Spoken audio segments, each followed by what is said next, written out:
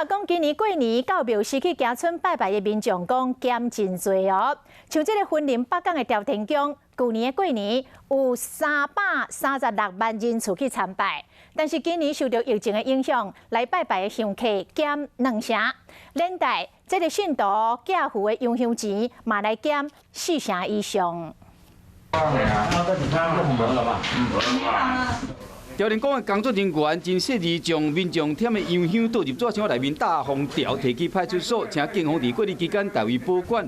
北港朝天宫是云林重要观光景点，去年过年迄个月有336万人次去过，是全国的第1名。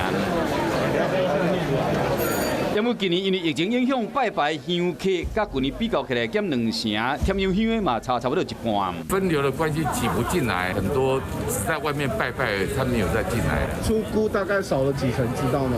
大约少4成。因为庙有采取分流，民众无多进入去庙来拜拜，规气就伫外口用手拜拜就离开，就无这个机会添香香。是讲毛庙增加线上点灯服务，安尼使摕来补香香。 差个100多块啊！线上点灯嘛，今年才头一届开始卖。有报灯安尼就对。有诶。另外，西丽福新宫虽然讲今年取消抢头香的活动，抑过有布置艺术灯，游客颠倒加2成。疫情啊，防疫灯的关系啦，咱点灯才成中比才将近2成。虽然讲拜拜是心诚则灵，抑过因为疫情关系，或者香客甲香香拢有减少。庙方即马是想尽办法要增加收入。拼经济。